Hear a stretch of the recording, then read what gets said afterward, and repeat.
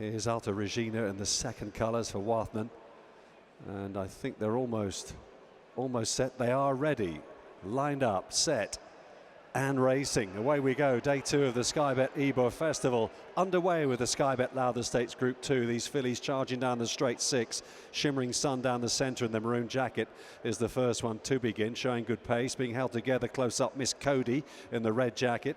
Right there, red cap Bintar change. Over on the far side, that just behind them, Star of State in the starred cap. On the inner is Love a Giggle, trapped there by the grey filly in the black. On the near side, Blue Cat, this big negotiator, all one group today down the centre of the course, racing alongside Ruby Moon and Alta Regina and Crownbreaker in that middle group as well. Jolivet on the left, so too Crystal Queen and Desert Sands in the dark blue jacket. Just behind them, Angels Passing is trying to pick up, but needs a little bit of luck of racing room. At this stage, Libertango is trying to weave her way through behind them in the red with the white star and is beginning to motor now as they move down inside the final quarter mile. And it's Star of State who's in front, but Libertango emerging as a danger. Miss Cody battling on with Jolivet. Crownbreaker running on behind them. Star of State, Libertango laying down a challenge up the inside. On the wide outside, Jolivet, Libertango and Star of State as they race towards the line. Libertango takes the Lowther from Star of State. Jolivet was clear third ahead of Miss Cody, and then running on behind on the inside was Sexy Chick, the grey filly.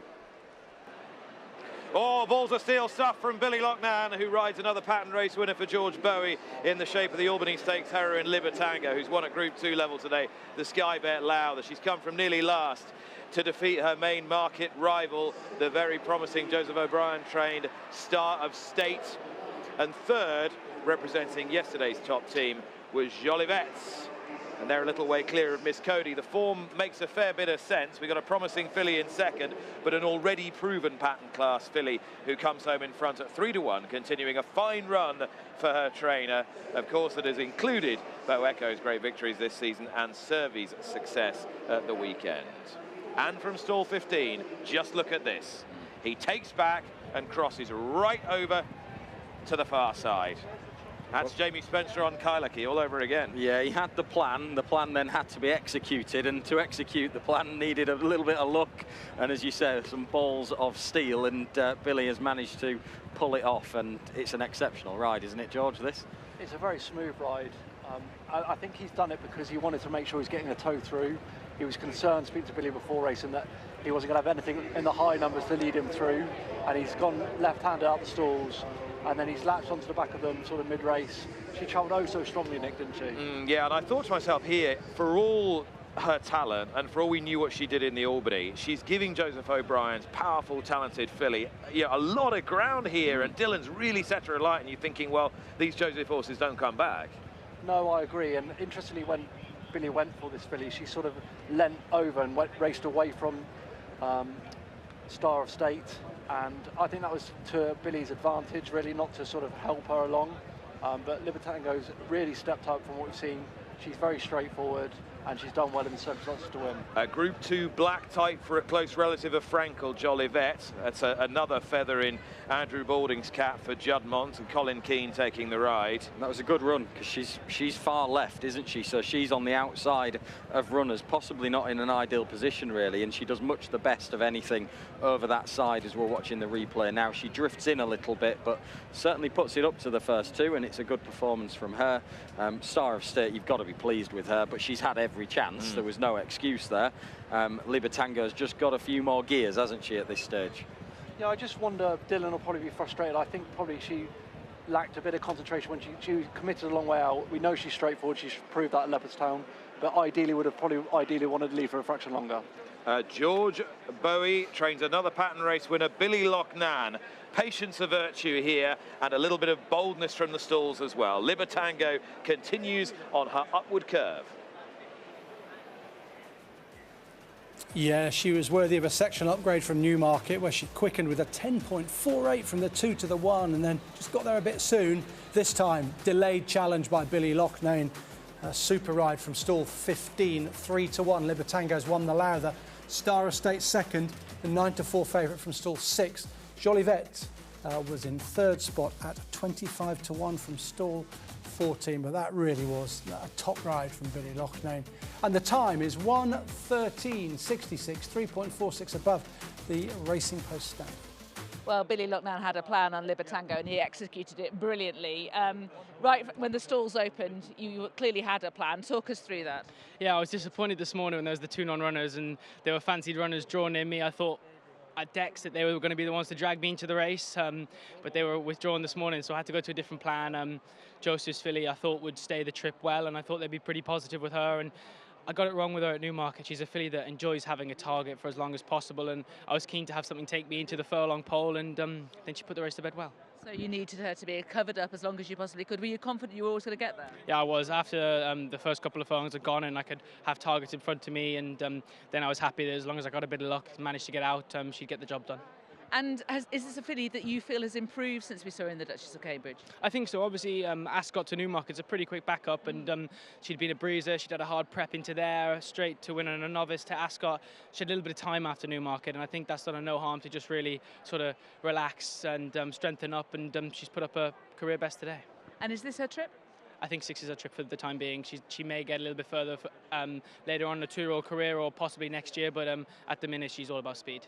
And finally, it's been a brilliant season for you. It continues to be a brilliant season for you, but unfortunately your main sidekick, Beau Echo, has had to be retired after sustaining a setback. That must have been quite a blow, but clearly I'm sure you want to recognise the significance he has had for your career. Yeah, Beau Echo, I owe him everything especially this year to put me in the position that I'm in with bigger operations and connections of all sort of flourish from him, and I owe him a lot and George a lot, and all the connections of Beau Echo. It's obviously gutting that we're not going to be able to see him again, but I'm very grateful for the opportunities I've had to ride him. And you can look forward to riding his progeny, hopefully. Exactly, I think he's got all the attributes to hopefully be a very talented star. Billy, thanks for talking to us. Well done. Thank you very much. Thanks. Cheers. Well, it's great to see Libertango in the winner's enclosure after the Lowther. Her trainer, of course, is George Boughey. Really, really good performance, and also an excellent, committed ride from Billy. Yeah, it was a bit of a game plan. I think when we were drawn over here, it was not dissimilar to the Albany, where she was probably going to have to move over to give herself the best chance, and Billy gave her a beautiful ride. The plan was to try and latch onto the back of the ones who we hope would take him furthest into the race, and yeah, she did just that. Even so, I mean, when you've got a Joseph O'Brien filly who looks pretty good, they tend not to stop, don't they? So she had to be good to run her down. I think so, and Billy was pretty clear to say that her tenacity really got her out of jail. You know, she not got her out of jail, but really got her over the line. I think Joseph's horse looked fantastic in the paddock. For me, looked the standout aside from us, and it was nice to see the form hold up well. So what do you think you might do with this filly now? I think the Cheveley Park is the natural step. I've long thought that she's a sprinter, and she didn't get entries in races like the Fillies Mile and that sort of thing, and it's all speed really for her. So Cheveley Park and possibly on to America for the Breeders' Cup. Fantastic. And what were your reflections on the Duchess of Cambridge? Because that was obviously she was beaten by a really good filly. What did you learn from that? I think we learned that she had an easy time after Ascot, and I was delighted with her going into it, but I was happier this morning with her, seeing her. I think she's matured. Giving her an easy 4 or 5 days, she almost shot up behind. She grew and changed, and having this sort of 6-week window, we allowed her to really furnish, and I think we're starting to see more of the finished article now. So I think Billy, if he had his time again, would have found a bit more trouble almost. You know, she loved that at Ascot, she loved that here, and I think that's probably what will suit her so beautifully out in America. You know, she'll wing round the bend and try and be produced as late as possible. And do you think this is a filly who can stretch out for the Guineas next year? I think naturally you have to train a horse for a race like the Guineas. I think the Commonwealth Cup was it's slightly split opinions as to whether it was a good idea or not, but I think for an owner's perspective, like Mr. Archie, who wants to breed for this filly, you always have that option to come back, and Carl Burt did it very successfully this year with Venetian Sun, and she'll be trained for something like that, but my suspicion is that we might get to the trials and she looks very fast and she could go sort of pavilion route and then to the Commonwealth Cup, but I'd be favouring that at the moment, but all cards are on the table really. Now, I'd love to spend longer on this, but sadly I don't have a great deal of time, but I can't possibly end this interview without giving you the opportunity to pay tribute to Beau Echo, who sadly suffered that setback just as he was flying to new heights. What's been the impact on you and your team? It was a tough few days, I must admit. It's you know, it makes the hair stand off my arms talking about it now. You know, he was a one-off, and I was pretty vocal in my assessment of him that I thought he was really just getting going. And I had him out. Henry, my assistant, was parading him last night just to see him in the sun. It was a beautiful evening, and he's letting down already in 10 days into a magnificent-looking horse. And what a star he was. There's too many people to thank along the way, but. I spoke to Liam O'Rourke yesterday. I think he's going to head back to Dalham Hall at the end of the week, and I feel incredibly proud, to be honest, of producing a horse for the Maktoum family to go back to Dalham Hall in the condition he is. And yeah, might take a while to find one like him, but we'll certainly be trying. As you say, you and his team can be really proud of that, and great to have a stallion of his quality standing here in Britain. George, congratulations. Cool. Thanks so much, Lydia. Cheers. Well, for much of that, Lowther, I thought that Joseph O'Brien was going to have his second winner of the week, but Star of State in the end has finished a really good second. What's your thoughts? Yeah, ran great, Lydia. We think she's a high-class filly. She's proven that today, and we think the best is yet to come. She looks like a high-class filly, doesn't she? I think so. Yeah, and I mean, she took a big step forward today, having won her maiden last time. The winner kind of just picked our pocket a little bit, and she obviously has done that a few times this year in top-class fillies races. So she's obviously very high class as well. And but I like our one long term. What do you think her optimum trip's going to be? I'd say undoubtedly she'll stay further than the 6 furlongs, and say we'll be probably going further sooner rather than later. But I don't think there's a rush to kind of lock in where we're going next. We'll see how she is after today. We'll discuss it with Mr. Jabber and his team and see where everybody would like to go. Okay. Reflections on Small Fry yesterday, because he's been kind of working his way into a performance like that. Yeah, he has. He was unlucky in Ascot. He was unlucky in Goodwood. 2 nice runs earlier in the season as well, and I think he's on an upward curve, and he took a good step forward yesterday. What's your plan with him? I'd say he could potentially go to Australia. We'll see what's happening next. He obviously has nice options here as well, so we'll see how he is over the next few weeks. We'll get a feel for what plan we make in discussions with Terry, obviously, and the OTI team. Looking ahead to the Yorkshire Oaks, how has Johanna Walsh come out of the Irish Oaks? Yeah, she's been really good. This race was the plan since then. Wouldn't expect everyone to turn up, but that's what this race is about. She's had a good preparation. She hasn't met this ground before, so we'll see how she copes with that.